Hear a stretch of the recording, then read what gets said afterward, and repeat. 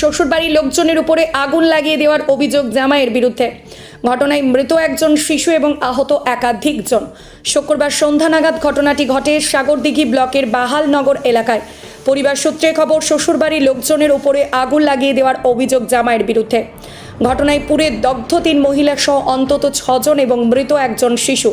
সাগরদিঘির বাহালনগর এলাকার ঘটনা। ঘটনাস্থলে পৌঁছায় সাগরদিঘি থানার পুলিশ গিয়ে হাসপাতালে আহতদের নিয়ে আসে।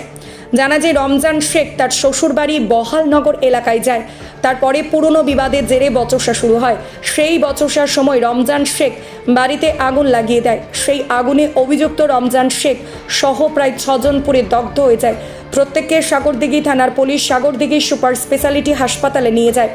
তাদের মধ্যে একজন শিশু সাগরদিঘি সুপার স্পেশালিটি হাসপাতালে চিকিৎসা চলাকালীন মৃত্যু হয় এবং গুরুতর আহতদের বহরমপুর মেডিকেল কলেজ হাসপাতালে রেফার করা হয়। পুরো বিষয়ে খতিয়ে দেখছেন সাগরদিঘি থানার পুলিশ। 10-12 জন হবে। 10-12 জন সবই একই পরিবার? একই পরিবারের না, আচ্ছা, মারা গেছে কি? একটা বাচ্চা মারা গেছে। বাচ্চা মারা গেছে। হ্যাঁ। ওই 4-5 বছর হবে। বমে বোমে? কারা মেরেছে বোমটা? কারা মেরেছে? জামাই জামাই? তোমার তোমার কি কি ক্ষতি হয়েছে এখন? দেখাও। ঘুরে বলে ভুল করে হাত গুলো তোমার নাম?